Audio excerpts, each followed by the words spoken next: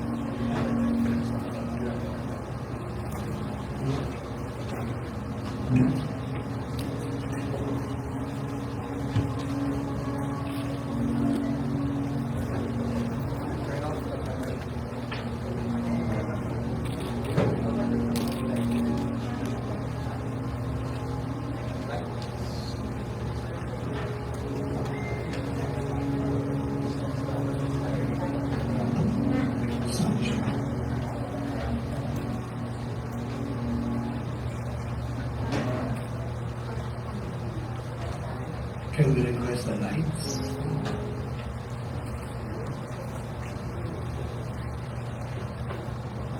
Good morning to everybody. Let us begin our opening prayer in the name of the Father, the Son, and the Holy Spirit. Amen. Panginoon ng katotohanan at habag, today we gather not as judges, not as political camps, not as victors or enemies, but as a wounded people standing before wounded stories.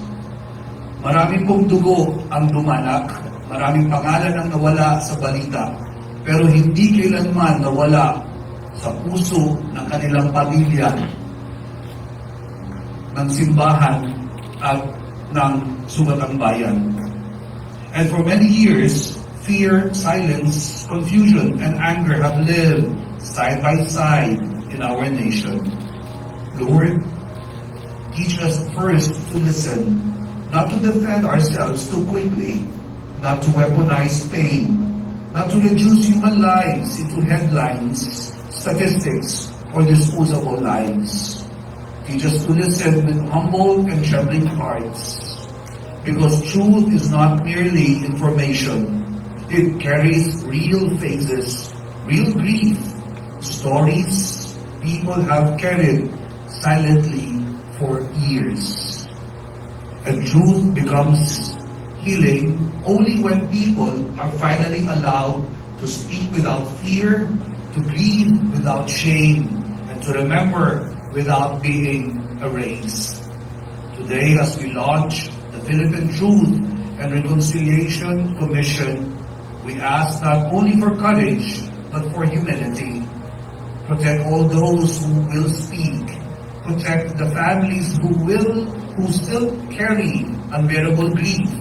Protect those still searching for answers. And protect even those who cannot yet speak openly about what they saw, what they obeyed, or what they regret. For a nation cannot heal by denial alone, and conscience cannot awaken unless truth is allowed to breathe. Lord, restore our capacity for compassion, restore our ability to see one another again as human beings, not merely suspects or targets, not headlines, not disposable lives. And together we continue to pray. Lord, heal this our nation, and make this difficult journey toward truth. Lead us not deeper into hatred, but toward justice, toward honest remembrance, and toward the difficult work of rebuilding trust again. Tulungan mo kaming harapin ang katotohanan ng may taang, makinig ng may kapag, at pamahal muli bilang isang bayan. Sa tulong ng mahal na Inang Maria. Amen. In the name of the Father, and the Son, and the Holy Spirit. Amen. Let us now be seated and witness a video presentation. Aba sa katotohanan, mahigit 30,000 ang namatay ng batang malaman lamang. Kapatid, kapitbahay, magulang, ibinawat kasama ng katawan. Ano nga ba ang katotohanan? Mahigit 30,000 ang pinatay. Pero hindi lang si Sabina, si tatay, si ate, si kuya, si bunso, ang kanilang mga pangalan. Katotohanan. Dahil sa mahigit 30,000 kwento, buhos mo ang pagbabawa. Matlabanan. Ginawa natin ang kanilang alaala. Ipahagi ang kanilang kwento at ang kanilang nabuhay. Matlabanan. Alalahanin ang kanilang pangalan. Maging boses sa kanilang pinakapagpaalam. Matlabanan. Pag-isa sa pagbuo ng tapang sa isaya. Para hindi naman mamulit pa ang kultura ng Kristo. Matlabanan. Dahil ang walang katarungan, kailangan matulungan. Matlabanan. Para sa kasunod, para sa pag-ilog ng ating bayan.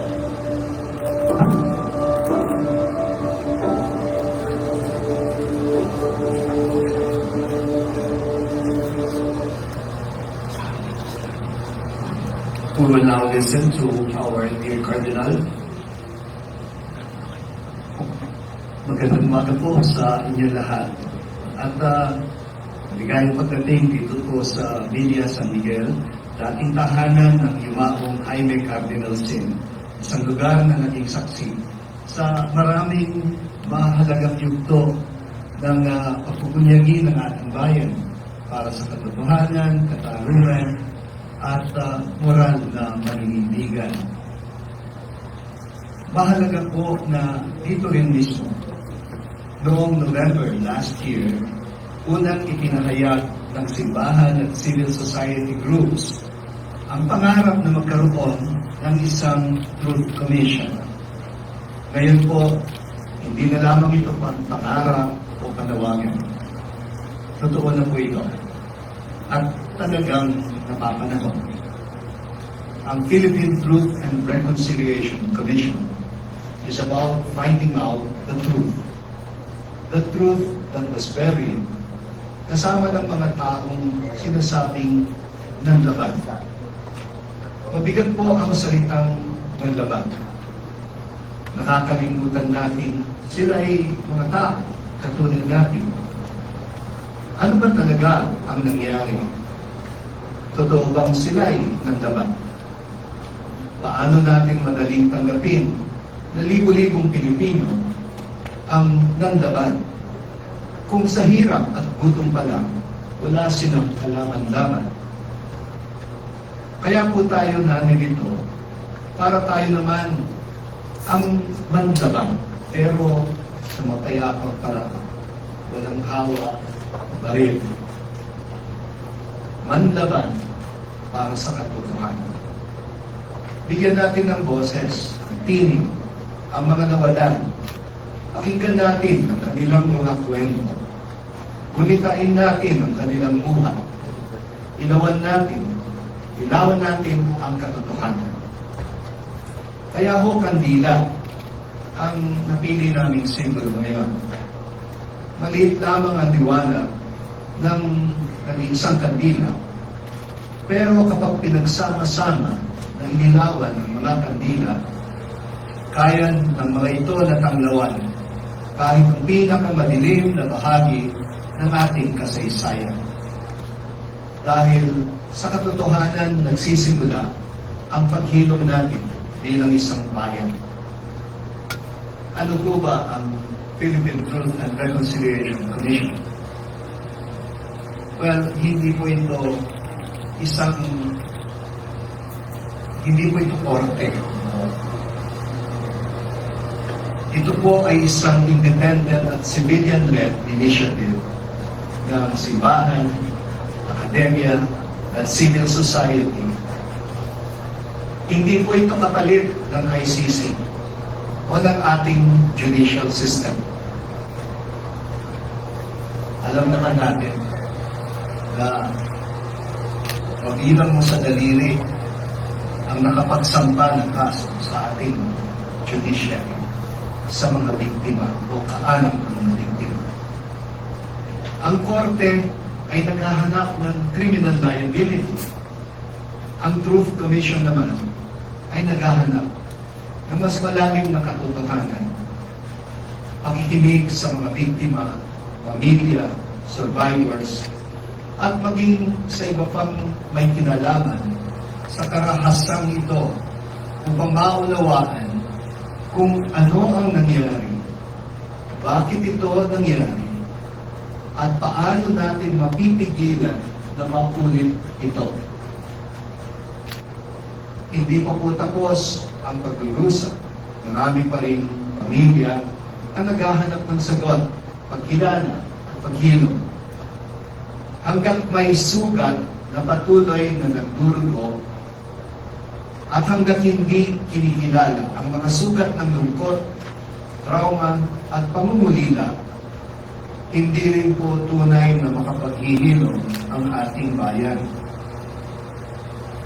Bilang convener ng Truth Commission, nais ko rin ipakilala ang ating mga commissioners na magbibigay ng kanilang panahon, karanasan, at malasakit para sa misyong ito. Si Judge Raul Pangalangan, dating hukom ng International Criminal Court, ang magiging chair ng commission. Si Carlos Conde, mamamahayag at human rights researcher na matagal nang nagdodokumento ng mga paglabag sa mga karapatang pantao. Si Dr. Raquel Fortun, forensic pathologist na nagsusulong ng siyentipikong katotohanan at dignidad para sa mga yumao at kanilang mga pamilya. Si Dr. Al Fuertes, na may malawak na karanasan sa peace building, trauma healing, at pakikipagdialogo sa mga komunidad na nasugatan ng karahasan. At si Father Daniel Franklin, Father Danny Hilario, CM, pari at theologian, na matagal nang kasama ng mga maralita at mga biktima ng karahasan. Hindi po madaling harapin ang madilim na bahagi ng ating kasaysayan. Ngunit mas mapanganib ang manahimik, matakot, at hayaang manaig ang paglimot at mga maling naratibo. Kaya ngayong umaga, magsisindi tayo ng kandila. Hindi lamang bilang simbolo, kundi bilang isang panata na sa gitna ng dilim, hindi natin hahayaang mamatay ang liwanag ng katotohanan. Na sa gitna ng paglimot, patuloy nating tatawagin ang pangalan ng mga biktima at kikilalanin ang kanilang dignidad bilang mga tao. At sa gitna ng takot, maginindigan tayo para sa katotohanan, para sa katarungan, at para sa pag-asa at kinabukasan ng ating bayan. Maraming salamat po. At ngayon, pinapakilala ko po muli sa inyo, isa-isa, ang ating mga commissioners at pakinggan po natin ang kanilang pagtanggap sa atas o responsibilidad na ito. Ang una po natin ipapakilala ay isang taong kinikilala hindi lamang sa Pilipinas, kundi maging sa buong mundo dahil po sa kanyang integridad, talino at paninindigan para sa katarungan at karapatang pantao. Siya po ang dating dean ng University of the Philippines College of Law at dating hukom ng International Criminal Justice sa The Hague. Lubos po nating pinagpapasalamat na tinanggap niya ang panawagang magsilbi bilang chair ng Truth Commission. Mga kasama na lubos po nating tanggapin o i-welcome si Judge Raul Pangalan.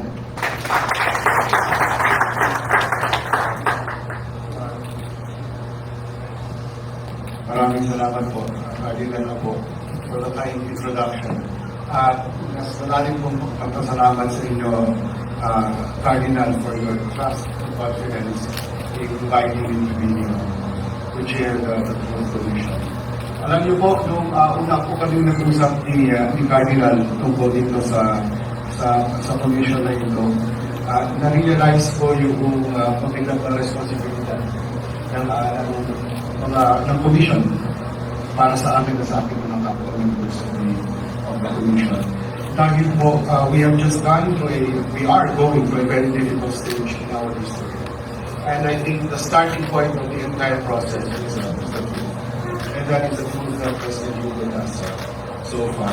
Katulad po nung sinabi ni Cardinal, I'm a former judge of the ICC. Tapos na po yung aking stint as judge, balik na po ako dito sa Pilipinas, balik na po ako sa UP. And in fact, I have recently assumed new duties also Cardinal as Dean of the Pamantasan ng Ministro ng Catholic. Number one, tulad po nung sinabi ni Cardinal, iba po ang mandato ng Truth Commission sa ICC. Katulad po nung sinabi ni Cardinal, sa ICC po, West po ako, at yun po ay isang hukuman na the goal is to determine the truth or the innocence or guilt of the persons charged before the court. So there are crimes charged against specific people, lalo ito po yung listahan, at yun po yung responsibilidad ng dati pong husga to determine their guilt or innocence. Sa amin po, kami mga miyembro ng Truth Commission, our goal is to hear the victims tell their story, to hear the victims tell us what happened to them, and to recognize their fundamental humanity and what they went through.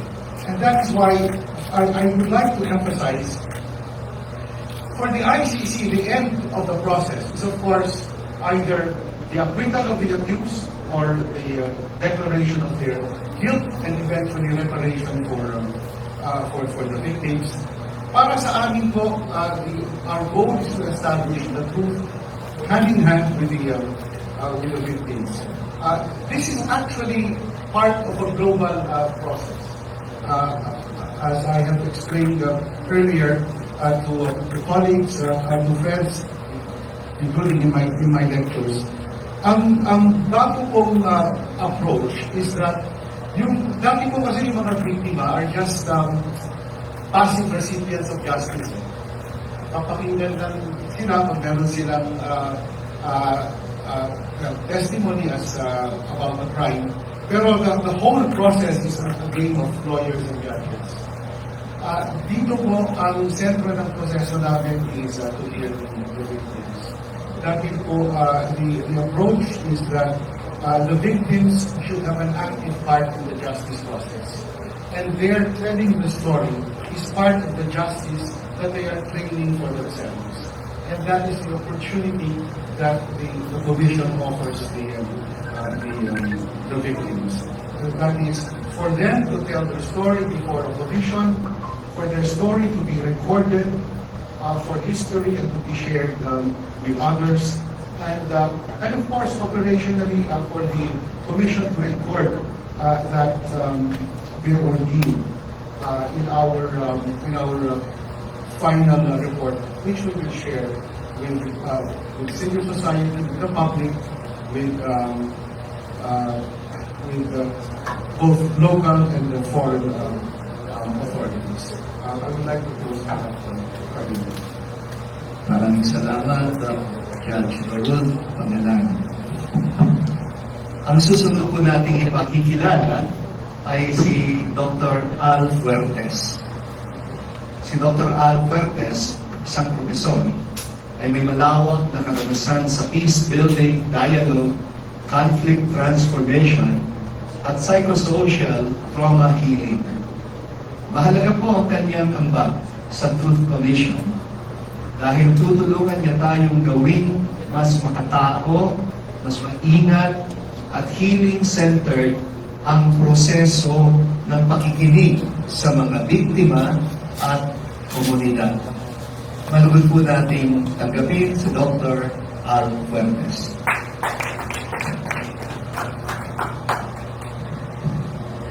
Maraming salamat po, Cardinal Ambo. At maraming salamat sa tiwala. Mapagpakumbaba ko po ang tinanggap ang responsibilidad na magsilbing Commissioner ng Truth Commission. Sa loob ng maraming taon, nagtrabaho po ako sa iba't ibang sulok ng daigdig. Even until now, nakakaranas ng digmaan, karahasan, which resulted to trauma, massive displacement, and the like. At sa lahat ng lugar na yun, isa ang aking natutunan. Hindi matatahimik ang taong sugatan. Ang healing trauma is usually transferred, is usually transmitted. And I think this is part of the overall vision of the Truth and Reconciliation Commission, and that is to prevent the impact or the effects of what happened in the past from becoming into transgenerational traumatization. Because if that happens, then the children and children's children will continue to suffer.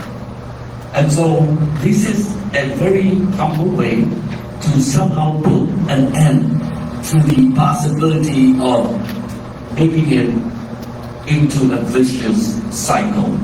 So narito ang Truth Commission upang matulungan natin ang mga biktima at saka mga perpetrators sa proseso na maghilom ang kanilang mga sugat. This Truth and Reconciliation Commission is victim-centered. However, we also provide spaces for other actors, government, non-government actors, who may have been part of what happened in the past one way or another. Especially those who felt the need to tell their narratives, their lived experiences. And I think this is our way to also bring the truth out into the open, given the many perspectives, the many lived experiences of those who were part of the whole circumstance.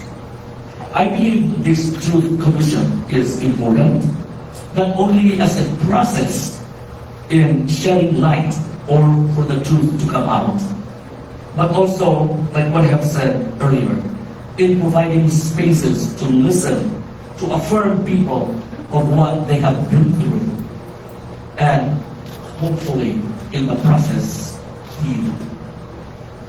However they define it, whatever healing means to those who need it. But as we know as well, with what happened in the past, the country has actually been wounded. The country has also actually been fragmented. So we hope and pray that the Truth and Reconciliation Commission will somehow facilitate not just the healing of the families who are still grieving and are still searching for justice, however they find it, but also for the communities that also suffered and the country as a whole that's been affected by it. Ang mga biktima at survivor ay hindi lang ang mga numero or statistics. Sila ay mga tao. May mga pamilya. May mga communities that have their own stories to tell as well. They are human beings with dignity, and most important of all, they are people who continue holding on to hope.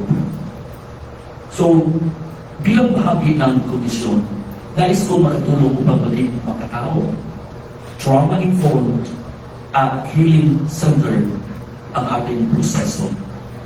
Isang prosesong may malasakit, paggalang, at tunay na pakikinig.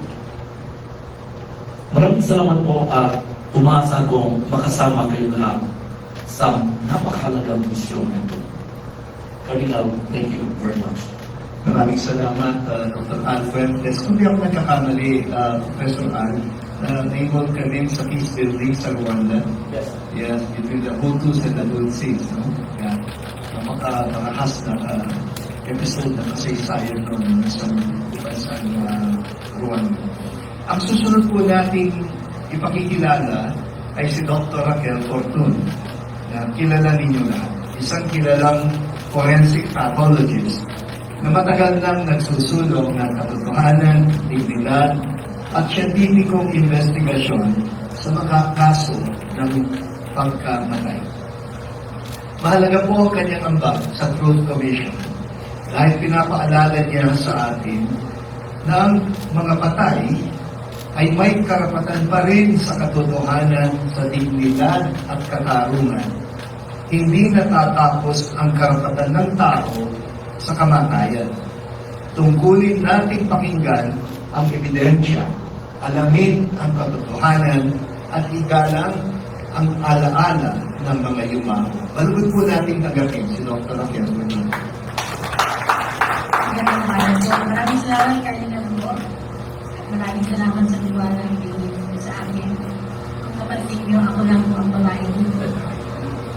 At hindi yan, yung offer ko sa komisyon ay kaiba sa kailangan ng babae. Mabagkong ba ba ako kung tinatagap ang responsibilidad na mag-silbing missioner ng komisyon? Napakalaki at napakabigat na responsibilidad po ito. Pero nung una po akong inalong at inalong gusto mong makasama, of course, I said yes. Why? Ito po yung frustration ko, yung ginagawa ko, parang ako lang mag-isa. And with a commission, meron ng teenage, I'm looking for an easier time in terms of, asking for documents and so on. Mahirap po yun pagka mag-isa ka lang. Anyway, marami kaming plano. Isa akong forensic pathologist na sa totoo lang ay pinagsasalita ng patay. Hindi naman konti naman na sila ay wala na sila masasabi.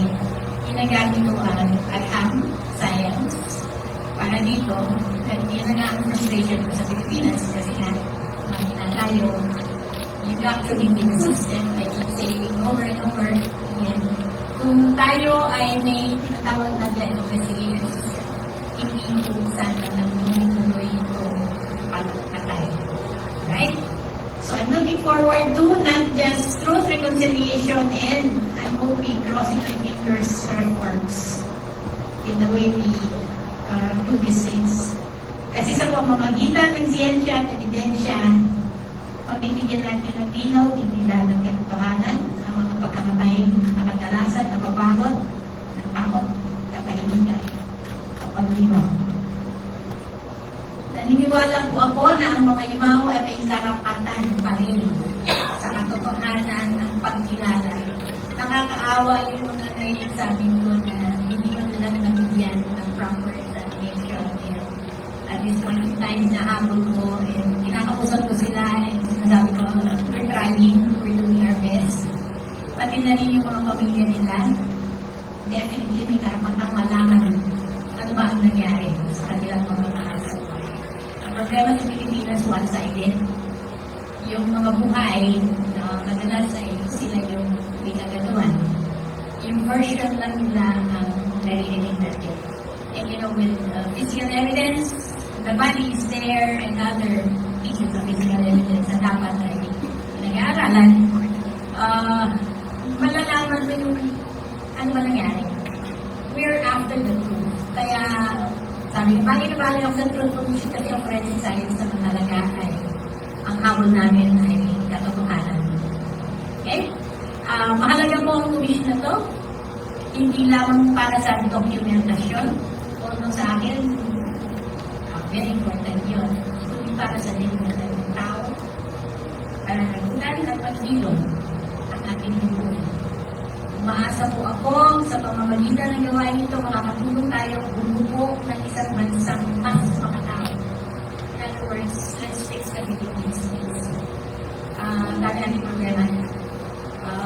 Dapat hindi nangyari itong mga patayan ito sa totoo lang.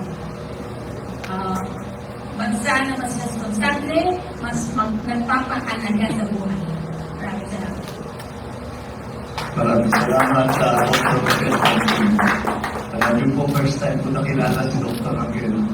Yung signature lang niya, nakita ko. Dahil mula sa aming isang mission station, may sinugod kami na mga natinungham. At pagkatapos, nagpumilit ng misis na sumunod kasi may sakit sa puso ang mister niya. At pagkatapos ay bigla pa naman from the detention cell, sinugod sila sa ospital at nangingisay daw siya dahil may pinainom sa kanila. And it was Dr. Raquel Fortun who established kung anong pinainom sa kanila.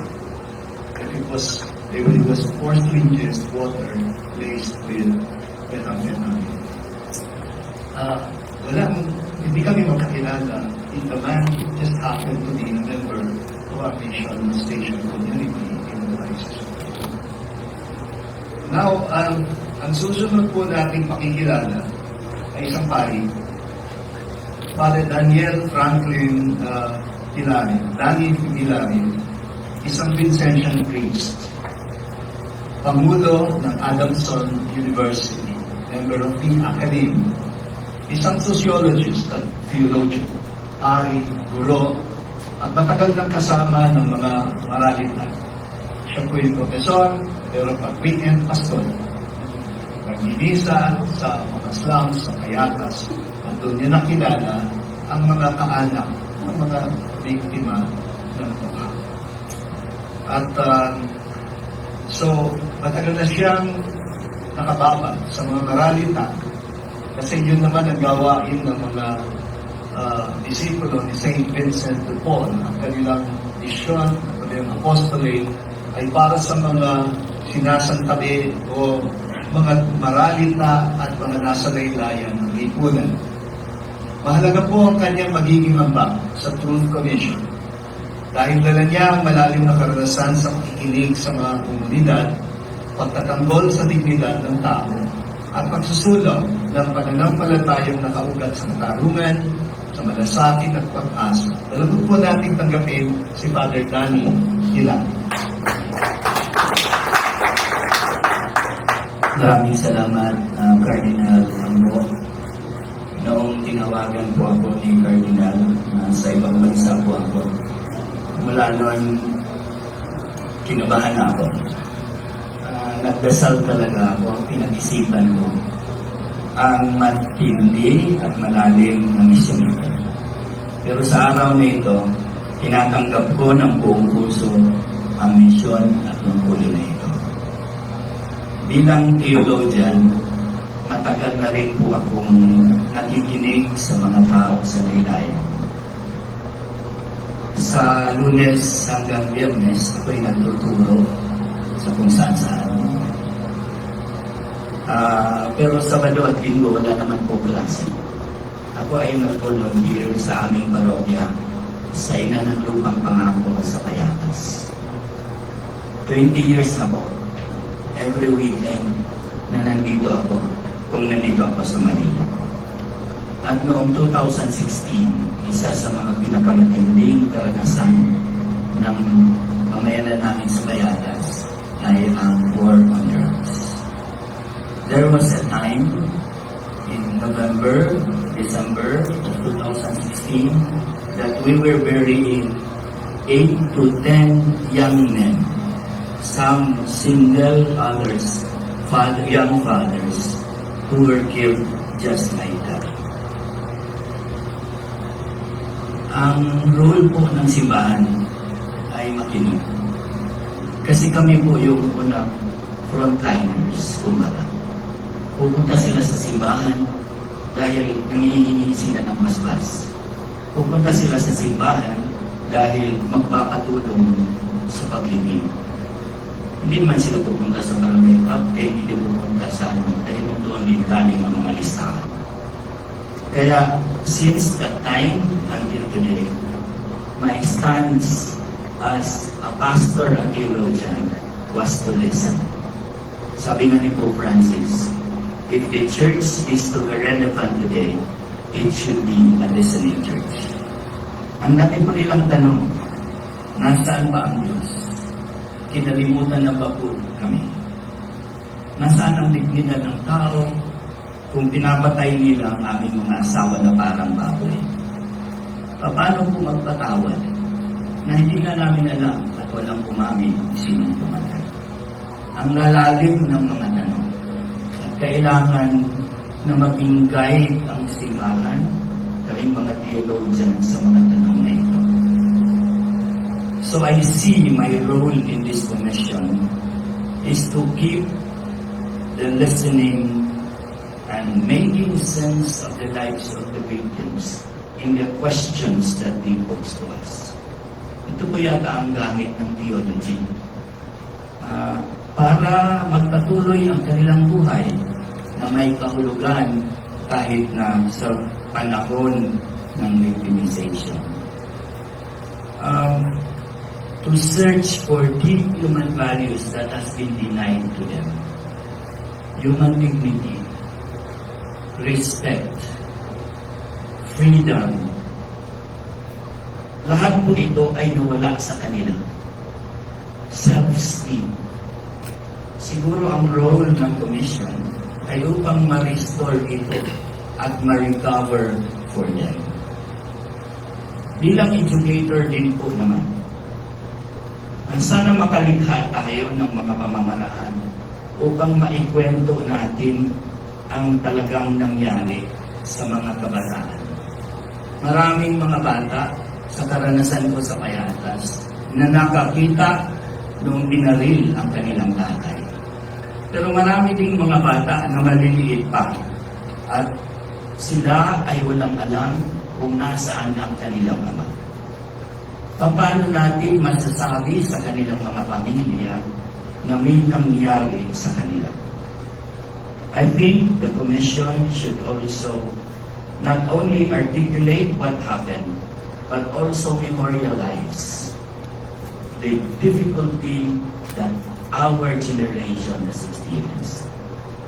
Sabi nga ni Pope Francis sa kanyang last encyclical na Fratelli Tutti, sabi niya, we can never move forward without remembering the past. We should bear witness to the next generations, to the horrors of what happened. Ang tawag dito ay the power of collective memory. Sa tingin ko, makakatulong ang komisyon sa gawain nito. Kaya ako'y umuo sa misyon nito. Maraming salamat po, Ferdinand. Maraming salamat, Mother Dani. At At ang susunod po nating ipakikilala, panlima sa ating mga commissioners, ay si Mr. Carlos or Caloy Conde, isang mamamahayag at human rights researcher na matagal ng journalist tungkol sa mga paglabag sa mga karapatang pantao at epekto ng karahasan sa ating mga komunidad. Mahalaga po ang kanyang magiging ambag sa Truth Commission dahil dala niya ang malawak na karanasan sa documentation, fact-finding, at pakikinig sa mga biktima at pamilya na matagal nang naghahanap ng katotohanan at katarungan. Nalugod po nating tanggapin si Mr. Carlos Conde. Maraming salamat, Kardinal Abo, at maraming salamat sa lahat sa pagtanggap. Isa pong karangalan sa akin na maging miyembro ng komisyon na ito at ipapaliwanag ko maya-maya kung bakit. Pero may mga, para sa akin kasi personal itong journey na ito sa na kumagkomito sa pagiging miyembro ko ng komisyon. Marami sa inyo nakakaalam na kasi pareho tayo ng hanap buhay for a long time. May trabaho ko sa media mula noon pa, late 1990s, ay halos nakasentro sa human rights. At mula nung taong 1999 or 2000, kasama na ng buhay ko ang extrajudicial killing. Bilang isang reporter sa Davao nung masagsagan ng Davao Del Sur hanggang ngayon. Kaya personal sa akin itong issue na ito. Nung umalis ako sa media at naging human rights watch researcher ng halos 14 na taon, puro rin extrajudicial killing ang nakatutok sa akin dahil nga naging presidente nga si Rodrigo Duterte. At sa mga panahon na yun, nabanggit kanina yung mga dokumentasyon na nagawa ko, ambag lang yun. Marami sa mga kasamahan natin sa media, marami sa mga human rights defenders, ang mas may mahalagang ambag sa pagdokumento ng mga pag-violate ng human rights itong nakaraang ilang dekada. At dito ko gustong bigyang pugay ang naging papel ng media sa lahat ng ito, mula pa ng 2016, nung nagsimula ang war on drugs. Dahil kung wala ang media ng mga panahon na yun, ang media ang naging partner ng mga human rights organization, human rights defenders sa kagaya ko, sa pagdokumento, pagsaliksik sa mga nangyayari, mahihirapan ang human rights community na i-dokumento ang lahat nito. Tingin ko, masasabi ko ngayon, kung walang naging papel ang marami sa inyo sa pagdokumento ng mga nangyayari mula noong 2016, wala tayo dito ngayon. Isang malaking karangalan sa akin na marami sa inyo ay nandito ngayon na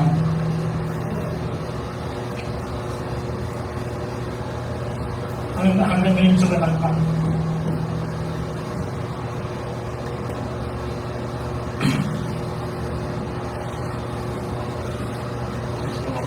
Parang sa inyo ngayon dito ba, agad-agad mo ngayon. Nung kinubura ang ginagawa dito. Kaya talagang nalugmok sa lungkot. Hanggang ngayon sa matagpaan, hindi pa rin nawawala sa kanilang trauma at dulot ng kahasa ito. Imagine nyo na lang yung mga pamilya na nabiktima ng gawaan. Kaya sabi ko rin yung personal sa akin itong pagiging commissioner ko ngayon dito. At isang napakalaking karangalan sa akin na nandito ngayon. In fact, pinukulit ako ng mga taong sipahan, mga kasama ng pamilya, pero lang ko, ako man lumahok dito. Lagi ko sila pinibiro. Ano ba kayo? Nag-retiro na ako eh. Wala na ako dyan. Pero siyempre, naging sila. Kaya andito tayo ngayon. Pero mahalaga, naniniwala ako na mahalaga ang commission nito. Dahil ang katotohanan ay hindi lamang pang sa kasaysayan. Ito ay para na rin sa dignidad ng mga tao. Pananagutan ng mga institusyon ang paghilom ng ating bayan. Hindi na yung mga kasamahan natin sa media, yung mga kapitbahay natin, yung mga kapatid natin na natukhang. Umaasa po ako na sa pamamagitan nito, sa pamamagitan ng maingat, tapat, at makataong dokumentasyon at pakikinig, makakatulong tayo mabigyan ng boses ang mga matagal lang hindi naririnig. Salamat po na marami. Maraming salamat, Kaloy Conde. At alam mo, kapasalamat din ako na i-recognize mo ang malaking papel ng mga mamamahayag na katulad mo sa pagdokumento, sa katotohanan. Alam niyo po, meron akong publishing group at ang grupo namin, we call ourselves the Storyteller Society Incorporated. And isa sa mga nilayon sana namin na gawing proyekto ay ma-interview ang mga journalists na nag-document ng maraming kaso, lalo na sa aking diocese, Caloocan, Malabon at Navotas. Sinimulan namin ang pag-interview at alam nyo, we could not get ourselves to publish it because just listening to them was so heartbreaking. Na sila mismo, I realize, ang journalist, tao din, that they are as wounded as the people they are covering. Parang ang hirap siguro mag-distance. And I can only imagine kung nakapag-debrief na ang marami sa inyo after those nightmarish years. Huwag kayo mag-alala, kasama kayo sa pag-usapin namin. Kung kailangan niyong ikwento ang kwento ninyo, please don't hesitate to take part in the truth-telling. We call it truth and reconciliation. Pero walang reconciliation kung di mo na ma-establish yung truth. Kasi alam niyo po sa simbahan, may 4 na sangkap ang reconciliation. Confession, contrition, penance, absolution. Confession, pag-amin. Hindi lang itong mali na ginawa, kundi yung tama na dapat ginawa na hindi ginawa. We call them sins of omission. Kaya marami sa ating mga kababayan became enablers of the killing dahil lang sa pagtahimik. Kahit yung mga kapitbahay na nakasaksi, nanlaban di umano pero nakitang pinatay in cold blood. Sa pare, pumupunta o pamumumpisan. Bakit? Kasi hindi nila may pahayag sa publiko na natatakot para sa buhay nila. Kaya, ito po ay this is catharsis na para opportunity for a catharsis for our country para ma-restore naman natin ng dignidad natin bilang sa bansa. I find it significant that we're doing this 2 days after Pope Leo published an encyclical entitled Magnificat Humanitas, a magnificent humanity. And I think ito rin ang diwa na gumagabay sa atin. Marangal, likas na marangal ang ating pagkatao.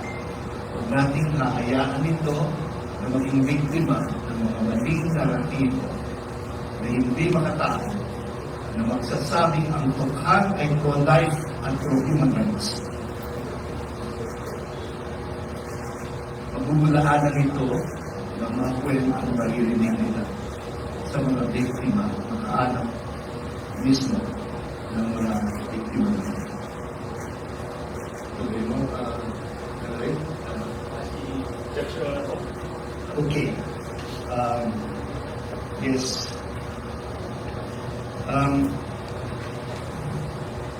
Judge Pangalanan, please take us through the objectives and activities of the Commission.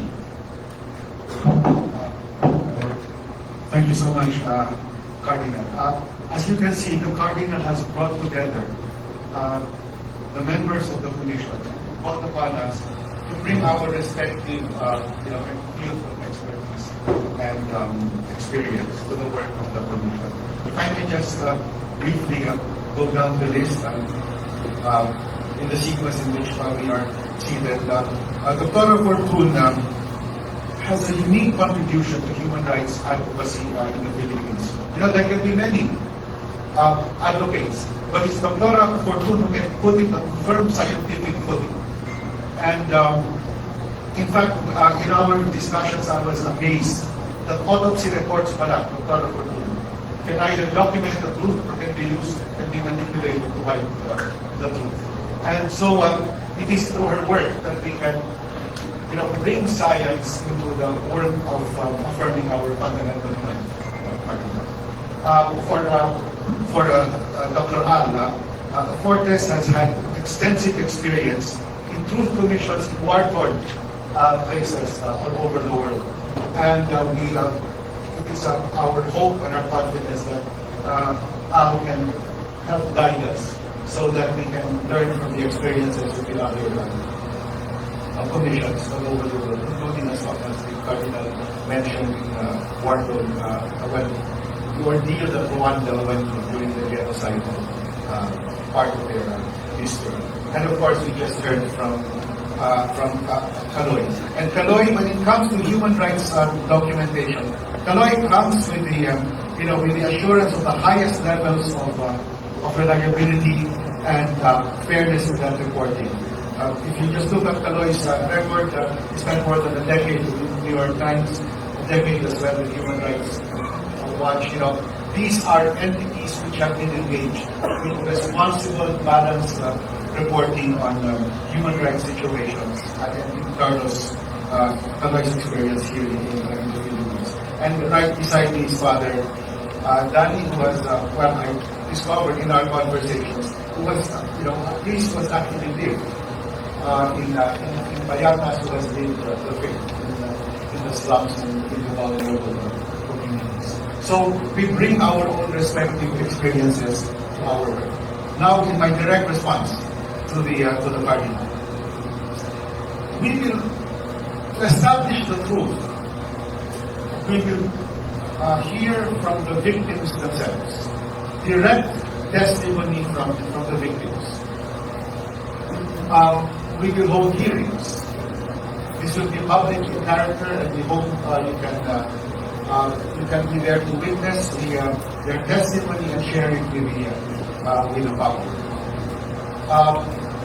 In our experience at the ICC, we cannot hold hearings for each and every witness, each and every victim.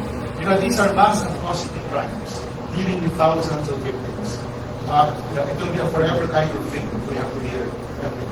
So we will identify the witnesses who will testify before us. We will receive the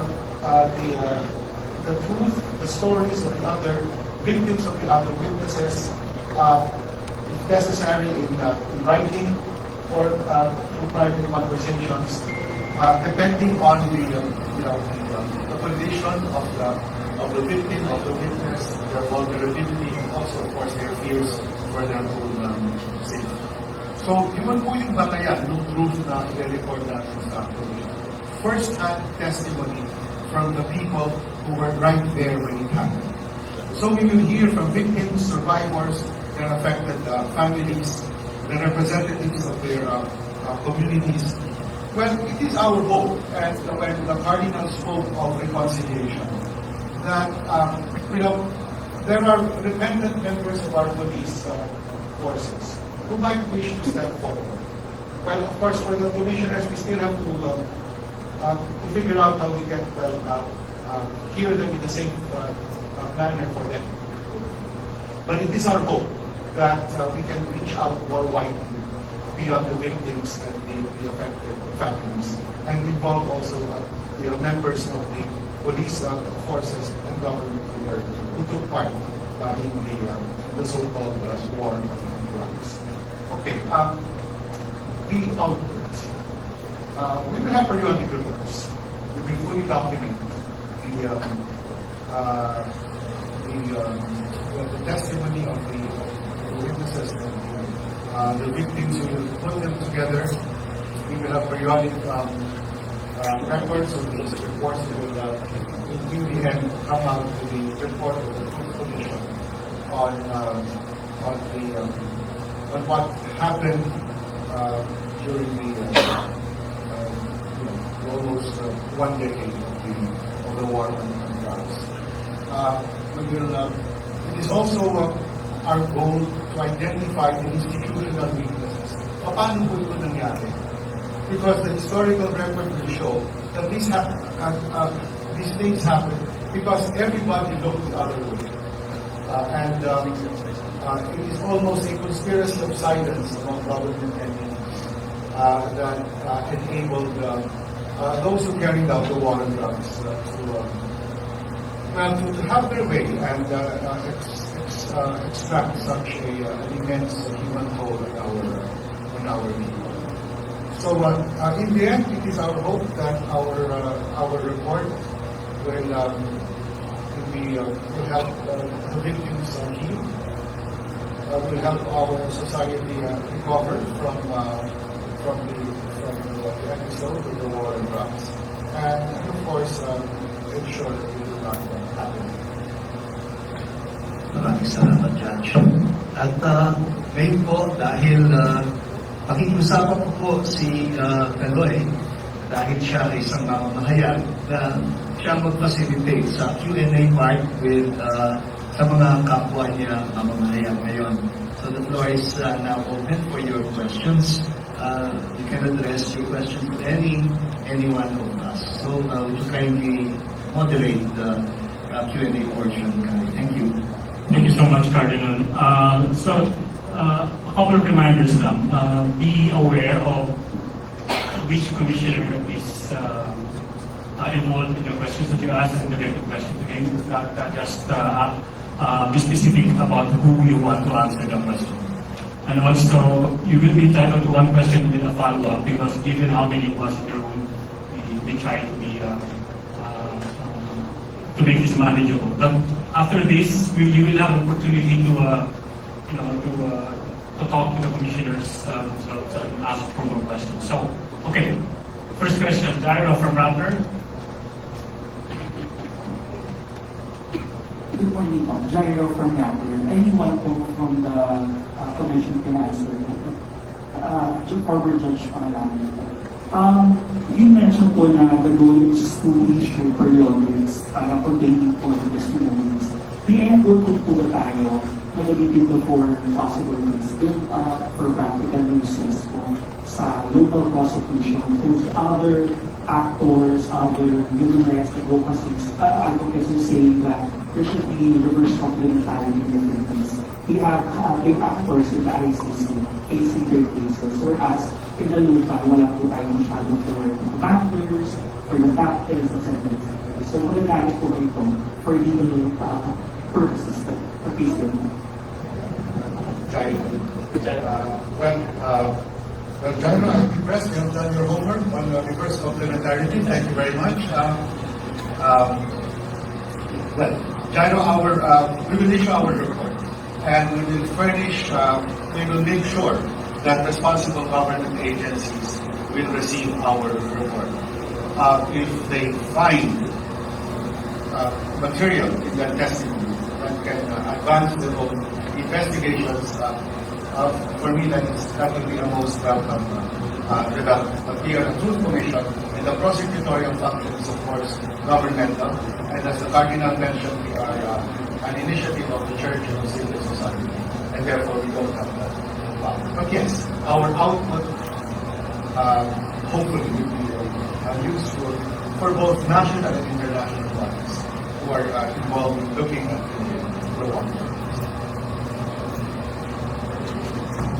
Just a follow-up po, just last follow-up po. Yung main question po, siguro yung mga journalists ay saan po kayo mag-guide if ever yung family po ating commission? Will we get support from civil society organizations, the government of President Marcos started? Yeah, bigyan kita ng kaunting background na hindi ko pa ito na-open sa mga kasamahan ko sa commission. Alam niyo, bago ko naging police ko na tayo sa Caloocan, I was auxiliary bishop sa Pampanga, and back then, in-appoint ako yung mga Pope Benedict XVI as titular bishop of Guardia Fiera. Alam niyo, yung mga titular dioceses na yan, usually non-existent na yan. Mga ano lang ba, honorific titles na binibigay sa mga obispong wala pang sariling diocese. But I discovered na yung binigay niya sa akin is still existing. but has been reduced from a diocese to a parish in Italy. At inibita ako doon. And nung dumalaw ako doon, one of the most striking parts ng pagdalaw ko doon ay dinala ako sa crypt ng katedral. And in the crypt of the cathedral is a memorial museum in honor of my predecessor bishop, Bishop Jose Conedera Girardi of Guatemala, who led the Truth Commission about the killings perpetrated in Guatemala. Parang nakakapangilagot, no? And so, I kept that because I kept that in my memory. And yung nung pinatay, and the bishop completed his work, led the Truth Commission, and 2 weeks after they submitted the report, he was murdered. And 300 people from the titular diocese of Guadalajara flew all the way to Guatemala to attend the funeral and to ask for bloody cassocks of the old bishop who was murdered. And you know, years later, I would become bishop of the diocese of Guadalajara. And my people there, you know, when they heard that I was receiving death threats, and I had to face criminal charges because of my defense of human rights, they pleaded with me and said, please, we don't want another martyr. And they said, of course, I don't have an ambition to become a martyr or something. Just please pray for us. And one day, I found myself in Luxembourg. And I was in the company of the president of the biggest charitable institution in Germany that funded the Truth Commission of Guatemala. And he said, we read news that you are interested to put up a Truth and Reconciliation Commission in your country. Please be assured of our support in case you need it. Kaya po, naglakas loob kami because malakas ang suporta ng academy, civil society, church groups, ng Holy Catholics, even non-Catholics, Protestants, in this endeavor para sa pagbabangon ng dangal ng ating bayan. So, yun po ang aking sagot. Thank you. Yeah. Hello, good morning. I'm Padre Rosenberg from the Union of Catholic Churches. My first question is addressed to Cardinal Amboladi and Father Rosenberg. Reading your press release and listening to you, it seems that there is little to no space for the Duterte government officials to tell their own story. And just to anticipate criticisms that might be lodged against you, how can you say that this commission is after the truth when it seems to be unsighted? That's my first question. Yeah. If you say truth, that it seems to be one-sided, syempre, we are on the side of victims. That is to be expected. No? Kasi sila yung dehado. Isa yan sa mga basic moral principles of the church. Yeah. I know that from the perspective of a judge, nakapiling ang katarungan. Diba? Lady judge is blindfolded. Now, the church is not blindfolded. We remove our blinders precisely because our preferential option was for the most disadvantaged in society. Alam natin na hindi patas ang ating lipunan.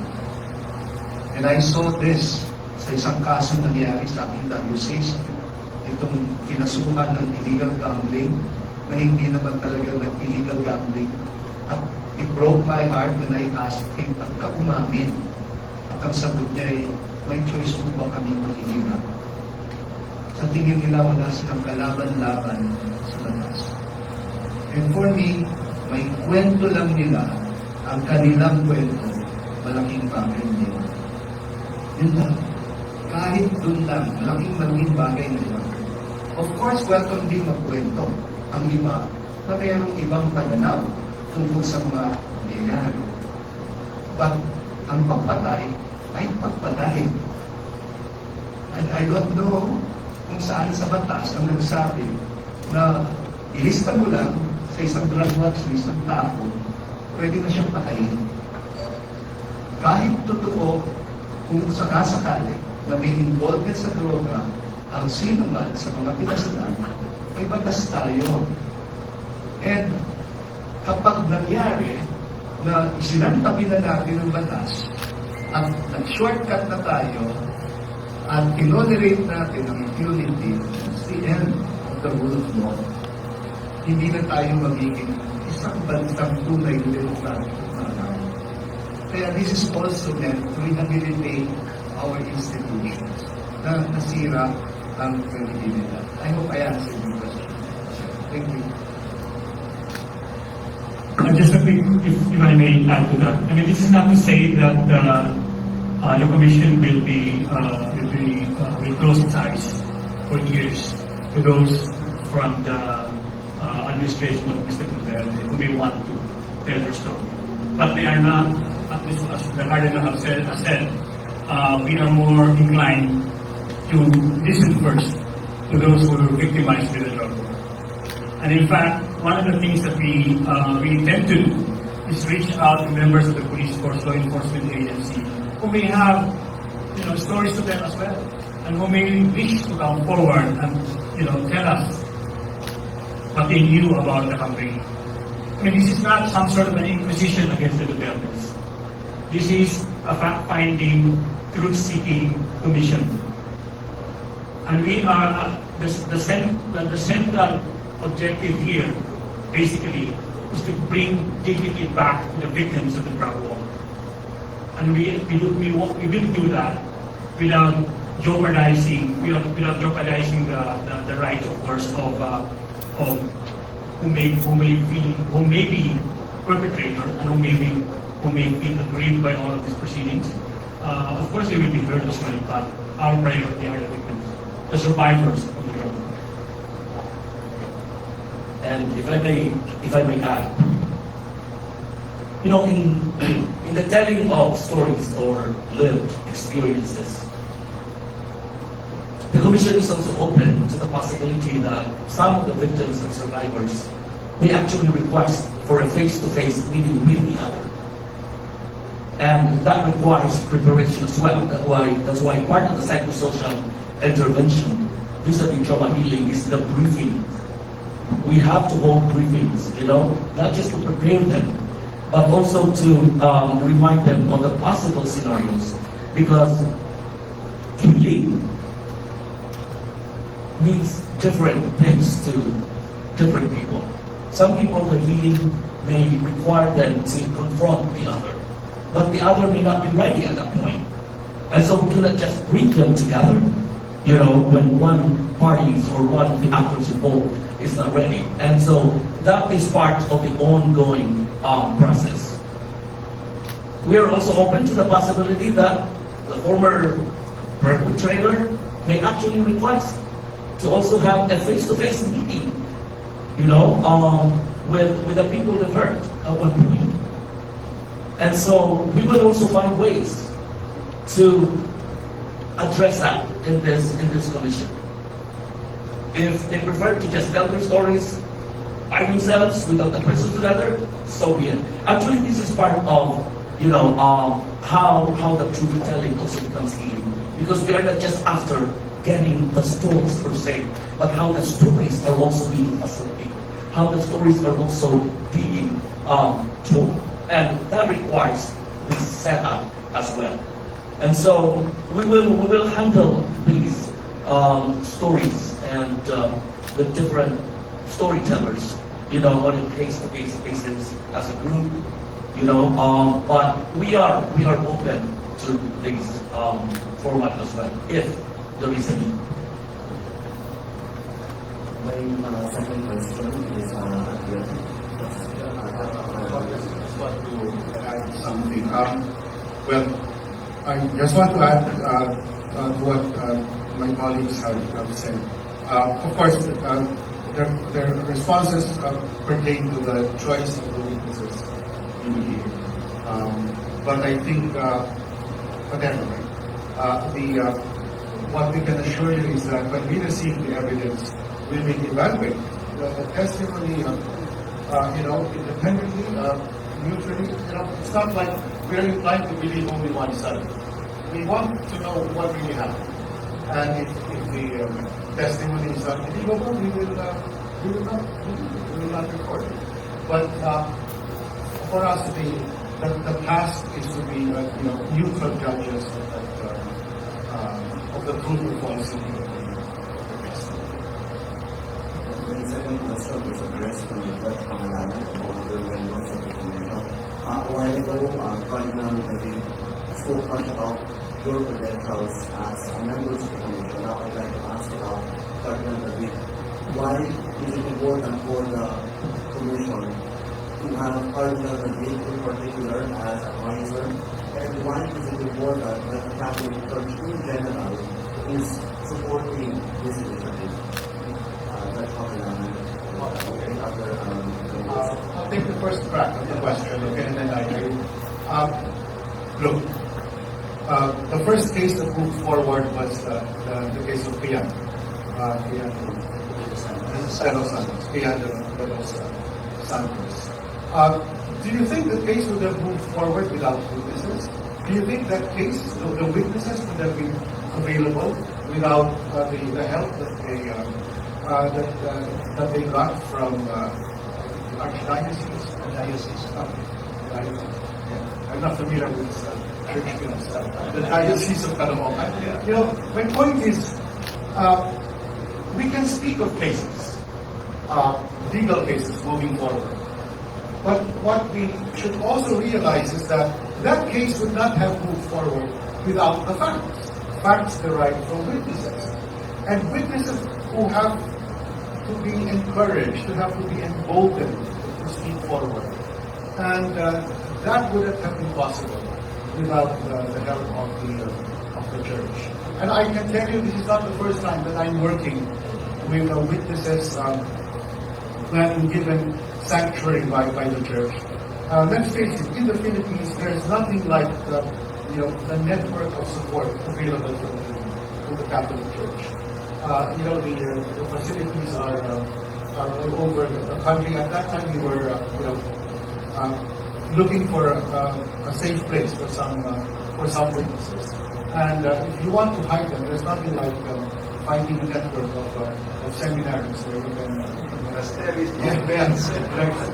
So it's that. For me, looking at it from a practical standpoint, but I'm pretty sure my colleagues at the party would like to have some deeper thoughts on it.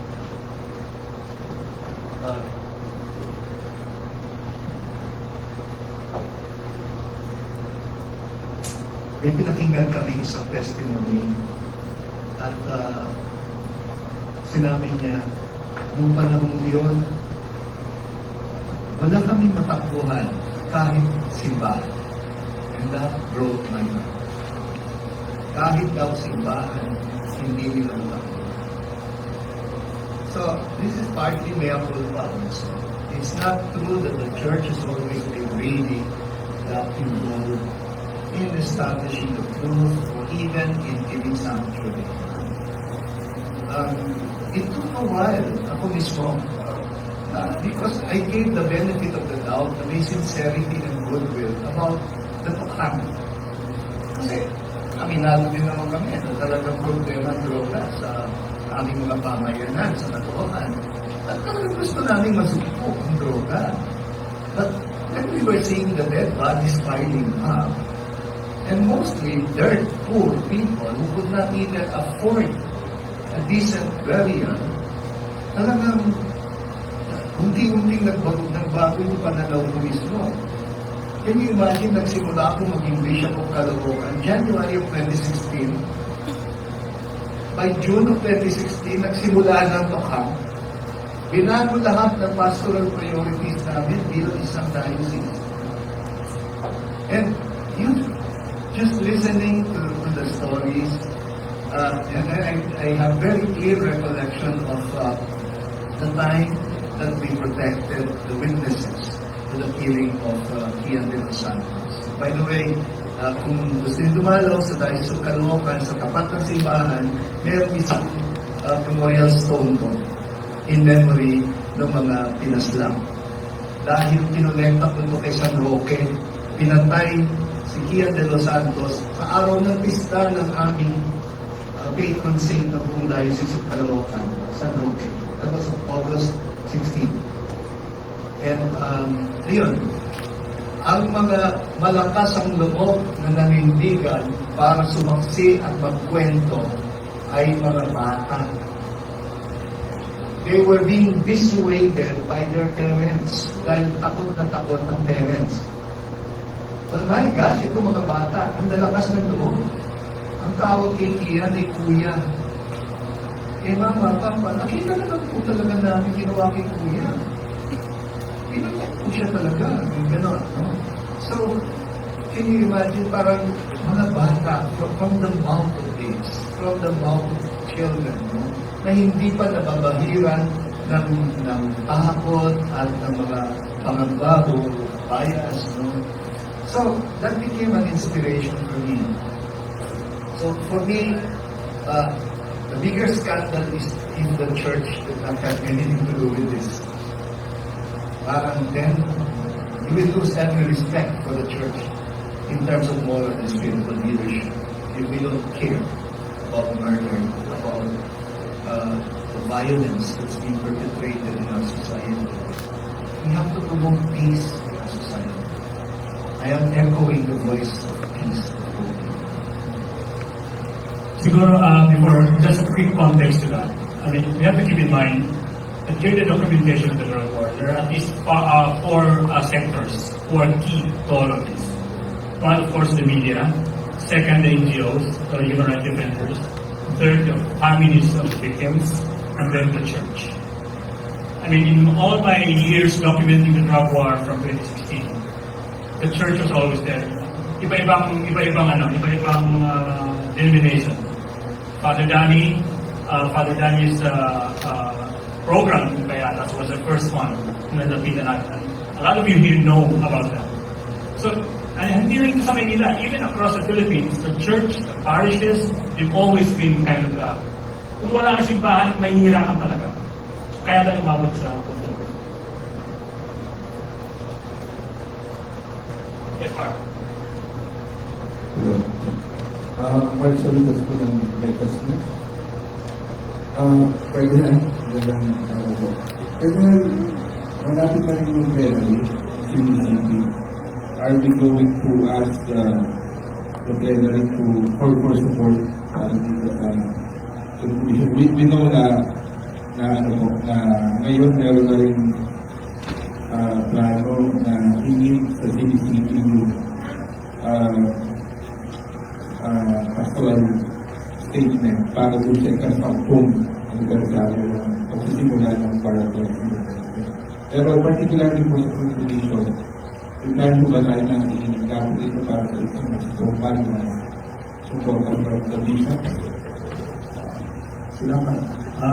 Alam naman ninyo na hindi na ako presidente ng Catholic Bishops Conference of the Philippines. I'm now serving as Vice President for the Federation of Asian Bishops Conferences. But I am still a member of the conference.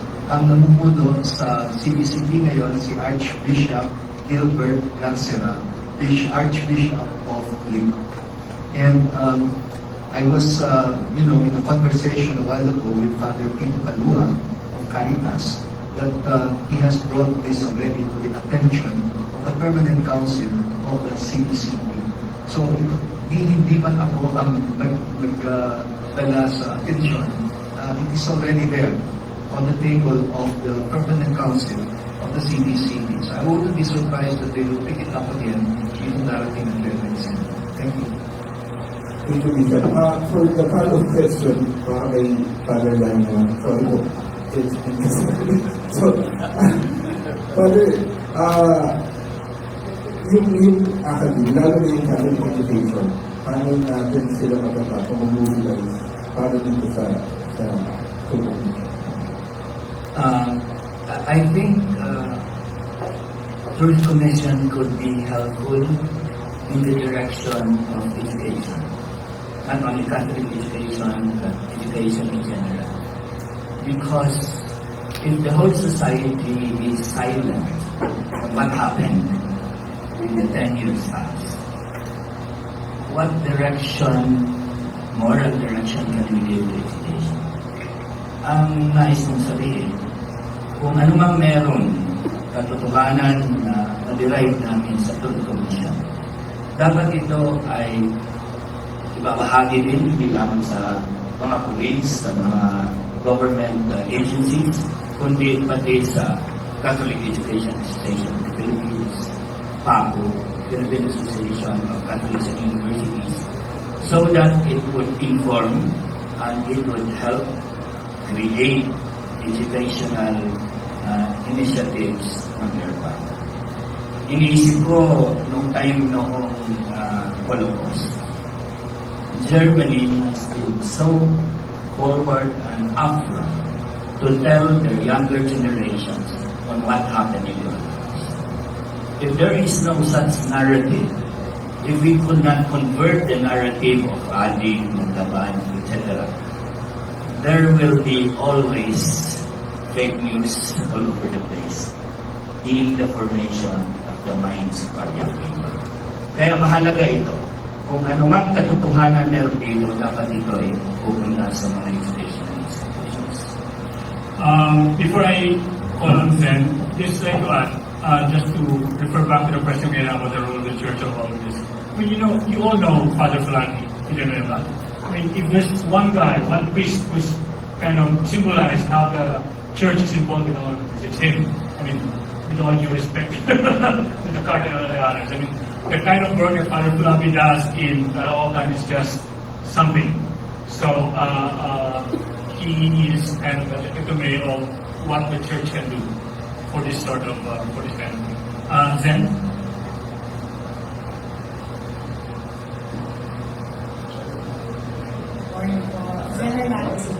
So, of course, we all know that documentation has been the biggest hurdle in this situation, which is why there were a lot of cases.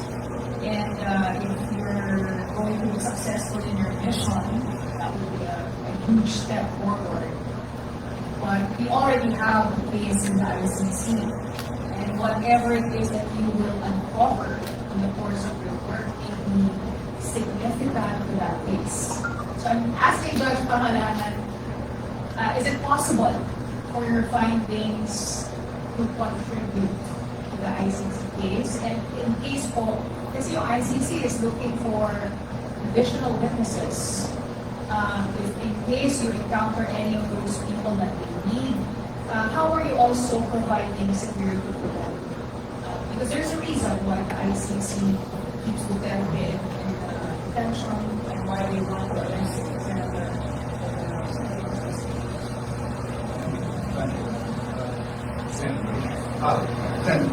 Okay, thank you for that question. At the outset, I'm glad you pointed out, the ICC has its ongoing proceedings that are focused on 3 sets of crimes, right?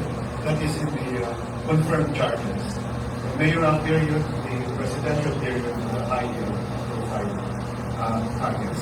That is the focus of the ICC. The focus of the Truth Commission is much wider. We are not limited to the charges there because those charges pertain to the crimes attributed to the specific accused. That is not our focus. Now, to the extent that we uncover truths which are relevant to their work, and if they find it relevant, of course they are going to use that information, whether as direct incriminating evidence or maybe as background information. But that is the domain of the prosecutor of the ICC, completely obviously beyond our control. But in the course of our receiving of witnesses, if there is information that they might find useful in our reports, of course they are free again, I just want to make clear that this is a true provision, not a prosecutorial body, and therefore completely separate from the ICC. Yes, thank you for reminding me. Okay. The fact is, many of the victims and witnesses have been given care and sanctuary by the Catholic Church. So it's been ongoing. So it's not a plan, it's not a projection. They have received that protection over the years. And the Church will continue to give that protection and sanctuary for them. Of course, I acknowledge if they are stepping forward and will make it public, definitely there will be additional, there will be new risks. But, as I and my commissioners have confronted from the beginning, there are really risks in this, in this mission, and the best we can do actually is to take precautions. But beyond that, for me, I just want to emphasize that care and sanctuary has been given. They have enjoyed it, and has worked so far, and we hope to continue. And just to add to the security stuff, I mean, rest assured that anybody who's going to come forward to the commission to testify or share their stories, we have security protocols in place. And we will not put the safety and the lives of these survivors in danger. We will make sure that they are protected. That's going to happen. I mean, we can't give you any more details other than that, but yeah, rest assured. And just to go back to the first part of your question on the documentation, and perhaps Dr. Fortune chimed in on this one. One of the challenges that we're facing here is that nobody really knows exactly how many have died. I mean, we have different figures. We say 30,000, the UN says 18,000, the government says 6,000, 7,000. So, isa yan sa mga challenge na haharapin ng Commission. And we are not going to promise you that at the end of the Commission's term, we will be able to say exactly how many have died. But that's going to be something that we will deal with. Dr. Fortune. Since aking administration, as an documenting everything, how it happened, where it happened, the examination of the body, the statements of the witnesses, and so on. And kaya even the simple count of victims, we cannot even do. If this were placed in the medical examiner office, lahat ng namamatay violently, automatic yan. May kumayumi ko nandun. Ang dami mo na yung kaso na yan. But this is the Philippines. I have only seen a handful, about 20 autopsies, and today 138 cases from father drowning children, and then another 8 from other. So, ang konti-konti yan. And that had been my fear before, and I have voiced it out. If anything happens to me, will this stop? Meaning the work I'm doing. Kung kanino ko binibigyan, please don't let it stop. Tapos, ano pangyayari sa aking documentation? Can I not turn it over somewhere? And this is one way for you to communicate it. I can do that. Ako lang yan, konti-konti. Remember, benefits, where is the death? Actually, kulot na process ng police. So that means somehow meron din silang documentation. Merong doktor daw na problema ng death certificate. Anong meron? Yung iba na na-injection ko lang, nakita ko all the signs na in autopsy. Nasa ng autopsy report? Hinihingi ko yan. Even the simple death certificate is very, very frustrating. Ang mag-provide sa amin ay yung mga cases ng Brother Rally, yung family, ang meron lang sila first page. Ang weird ng death certificate is the second page. So itong doktor, lalagay niya sa harap, at ang doubt ko, at sasabihin niya, for autopsy. Tapos kinig ko ganyan, hold my breath. Wala akong second page. Ang hapon sir, I don't know. I hope the commission will appear like can we go to PSA? Isa-isa na ang kumakuha na death certificate sa harap. Makuha ka lang natin yung opinion. But I tell you even that, it's not very helpful kasi in the Philippines, hindi naman forensic pathology in the museum. Nasabi nyo na nila, get tools to the head, get tools to the head. It's not enough. I'm still waiting for, nag-request ako nasa ng mga autopsy reports nyo. And I'm sure you remember, I have seen some cases where tinawag ko sila autopsy kasi kunwari na, iniwan. Hindi naman sila. Kung makakuha ka na ng autopsy report, it's just one page. Okay, tapos may konting sa likod. So, very frustrating. So, kaya sabi ko, baka sa coming witness commission, maayos natin ma-access yung kailangan. Tapos isa pa, tandaan nyo, ang meron lang tayo na records, ay yung merong pamilya. In-identify, cleaning yung body. Ilan ang pinatay na walang nag-claim, unidentified, and that's it. I'm also looking at the opportunity to look for them kasi I bet itong ating mga sementeryo ay mayroong mga lugar na tinapon lang doon. Ito nga na-identify. Can we not please can we not raise the standards of forensic science? And right now, we are trying to push this in Manila. Removes it. National Forensic Institute, Philippine National Forensic Authority. Removes. This is a good time for this. And then we have friends abroad helping us. Right, so I'm crossing my fingers that something good really will come out of this in terms of, my work.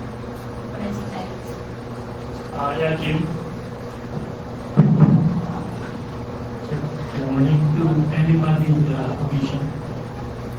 So, closure and hearings are obviously extremely very important for the families and the victims. But I think a central part of those objectives is effective justice, real justice and accountability. So my question is, will you design this fact-finding documentation in such a way that this material recordings can be potentially used for the possible prosecution of law enforcers who thousands of walking assassins, you can call it that, who were involved directly in these killings, the questionable killings. And is that a key objective of the commission?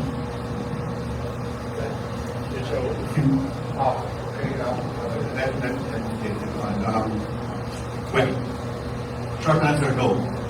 The goal is, let me approach it differently. When you speak of justice as accountability, well, of course it is, but accountability meaning prosecuting the guilty, of course, is beyond the powers of the civil society commission. We don't have prosecutorial power. We will have to rely on the Philippine government for that, and of course, international entities like the ICs. But you see, you have to also understand that justice has many aspects. And accountability of prosecution, that is one that is given by other entities. But for the Truth Commission, we will deal with the other aspects of justice. That is of enabling the victims and the witnesses to step forward to speak their truth, having that truth recognized by the nation, by the public, sharing the truth with the responsible government officers, and which is where the accountability mechanisms kick in. So I think, Jim, we have to I think we have to realize that the pursuit of justice is not limited just to the punishment of the abuse. That is a part of it. It's indispensable part of it. But it's not limited. Let me quickly add to that, Jay. I mean, the whole point here, friends, is that it is my understanding that the Commission will make it extremely difficult for the Philippine government to ignore all of this. It's going to be, the onus is going to be on them to act on whatever findings we have. We may recommend, I mean, in our mission statement, we don't have subpoena powers.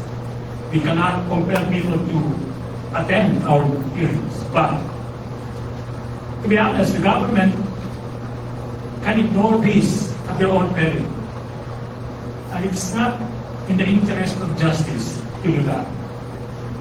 So again, with all the expertise that you have here, Dr. Fortune, Dr. Fuentes, and Judge Raul, we will make it really, really difficult for the government to ignore what's happened. Already, as it is, mahirap na ilang game. But this will add, I would say, kasi to that. I think my question was for, is the Commission open for any government agencies, DOJ, the PNP, to use the materials that you will produce for possible prosecution? Oh yeah, that's definitely one of those possibilities that we're very open to. I mean, the end here is justice. So if this compels the DOJ, the CHR, the NAPOLCO, and we have reason to pursue these, to use our documentation for their own needs to prosecute, then we're happy na gagawin nila. My last question for Judge Pangalani. Sir, it took an ICC to arrest and prosecute the Philippine president. I think that's a clear catchment in our judicial system. So, my question is, what is your assessment of our judicial system now? Can it handle perfect as it is? Potentially thousands of prosecutorial cases of law enforcers, because these law enforcers who actually do the figure are still they're still in positions of power, they're still everywhere in the country. And I know that the Commission wants prosecution where it is needed. So, in our judicial system now, under these potentially massive cases, because you came from the ICC, you have a very good perspective. Okay, Jim. Have to be careful here. When we speak of the justice system, we're speaking of the entire, organization of government dealing with the prosecution of crimes. So it's not just the courts. It will be with the prosecutorial arm, it is the executive branch. It deals with the various investigating arms. And in fact, as Dr. Fortune mentioned earlier, in fact, it is the weaknesses in the investigative stage that is usually the starting point of the problem. So, dealing with the entire justice system, I think the facts are staring us in the face. And thus far, as my colleagues have stated, kailangan ng prosecution. We don't even have an authoritative list of how many of the murders have been investigated, prosecuted, and how many trials have been concluded. Thus far, Jim, our sure record, are just 5 cases, and we are sure about them because these 5 cases, which involve, by the way, 7 victims, are those under the care of the Catholic Church. So we can confirm exactly what happened to their cases because these are the victims' families, and the witnesses that we dealt with directly through the church. So if the question is, we have all sorts of figures from NGOs, from journalistic reports. If you look at the ICC record, they go by a ballpark figure of 20 to 30,000. That is that is what is reflected in the documents before the pre-trial hearing. But you know, if you have figures like in the thousands, and all you have are 5 cases, quite obviously, the justice system has not responded adequately to the crisis.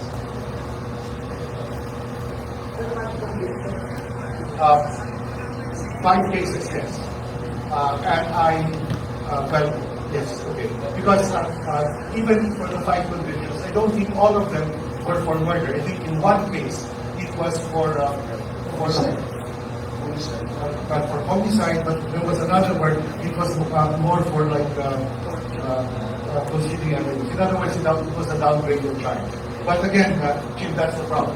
That's why we need that information. We just want to get the record straight, as far as we can. Because again, that is the Any other questions from the floor? Okay, simula then. Pangalawa kanina kasi kay Dr. and I just wanted to clarify. So our hope to see more like a series of education in the coming days. I mean, so many years have passed. These are hopes, of course. What is there to see? And the ICC is also looking for like experts. Are you willing to participate if invited? Are we going to see explanations about our bodies? Well, I hope so. But it's not easy. It's not easy to organize. Medyo ako sa loob ko kasi meron tayong friends. We're working with a president, an actual president of the government from Australia, in UP. And pwede tayo talaga mag-organize kung kailangan, kung marami sila. Yes, why not? Pero kung ako mo talaga dito is, lalo pa ito, nakakaawa yung mga nilibing na lang basta-basta, ginako ng basta-basta. Walang pangalan yun. Hindi pinilan yan, I'm sure. Now, may makikita ka pa ba? Hindi mo masasabi wala na, hindi mo makikita. And remember that cases I do with Father Robbie, they've been there 25 years. Ang dami pa namin nakikita. So, what about the ICC? Again, I'm just standing by. They need me, and I'm here, but I have not heard anything.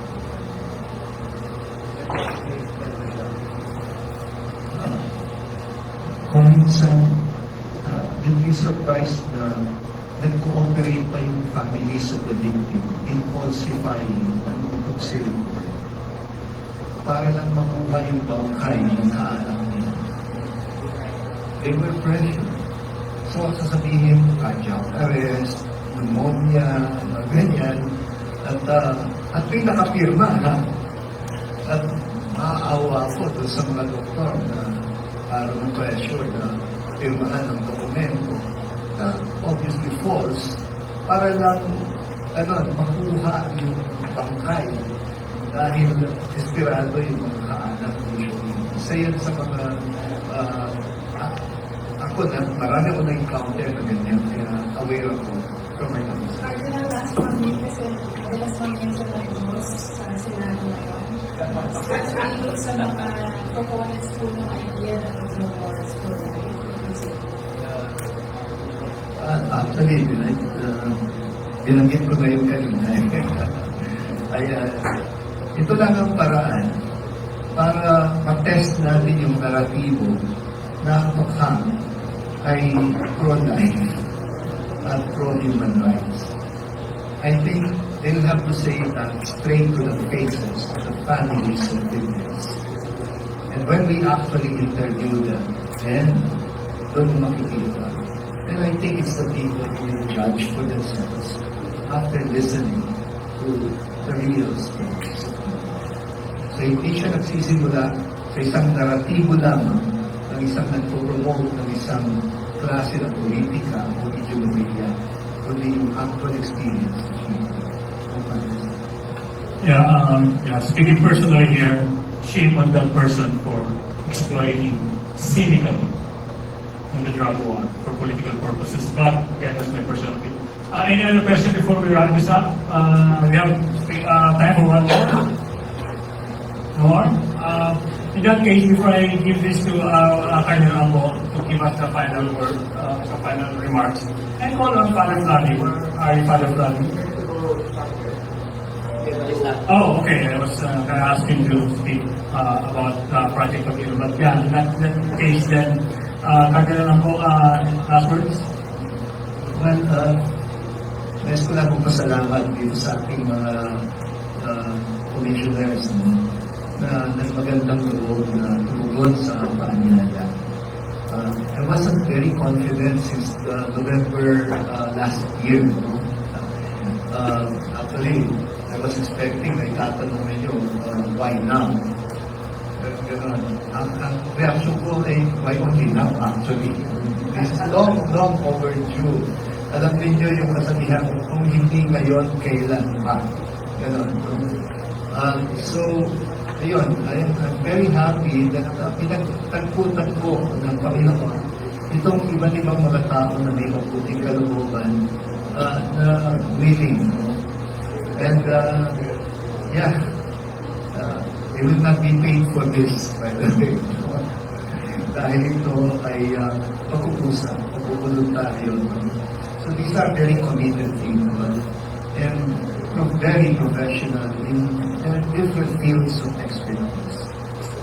And I would like to appeal to the different institutions, academic institutions, civil society organizations, different movements, human rights groups, to please help us out. Kailangan namin ang tulong ninyo, including journalists, media people who have been very much involved in documenting the thousands of cases of extrajudicial killings sa bahagi ng pamungot ng ating lipunang Pilipino. At bahagi ito ng paghilom na hinahangad natin para sa ating bansa. Ultimately, what we aspire for is healing. Not only healing of individuals, but healing of institutions.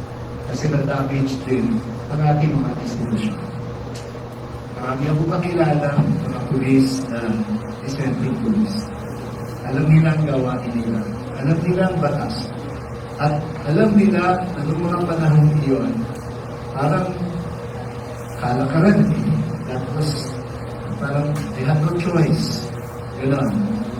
Ang daming mga na-involved na mga tao against their conscience. Mga barangay captain, nag-awa, na nag-maintain din ang kanilang drug watch list. Nakilala nga ako who ended up being put in a drug watch list himself dahil ayaw na niyang i-update yung kanyang drug watch list at pinatay siya. Ganon. Sangkater ba yung mga ganyang kwento? So, local government units, barangays, they, it was a systemic thing, no? And ito yung paraan na ma-repair natin yung damage na nangyari sa ating mga institusyon. Sabi nila, ang Pilipino galing sa dalawang salitang pili at pilo. Hindi, magaling kay Pilipino. Anyway, sabi ng aking dating Archbishop sa Pampanga, ang Pilipino ay piling-pili at pilo-pilo. Ewan ko na. Pakita naman natin na,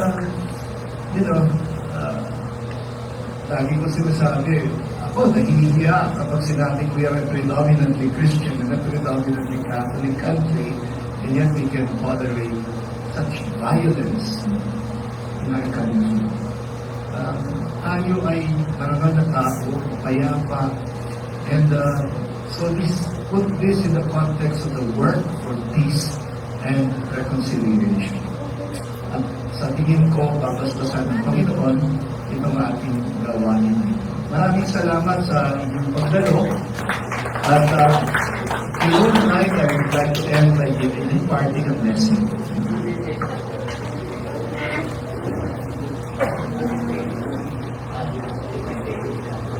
Oh yes, okay.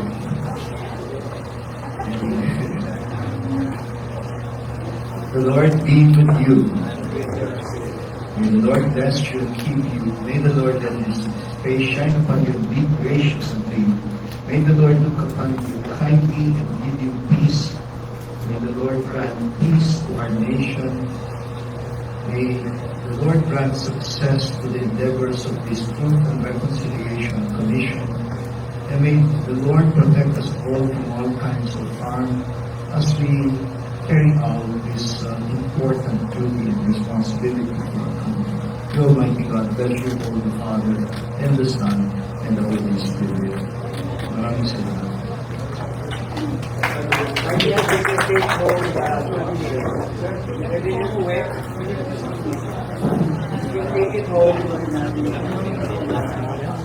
And you can take home the candles.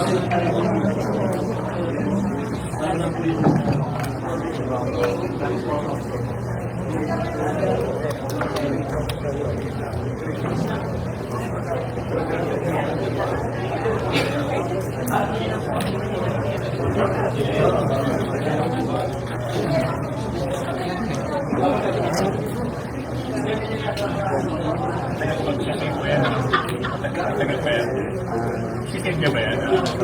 Hindi ba alam na lang yan?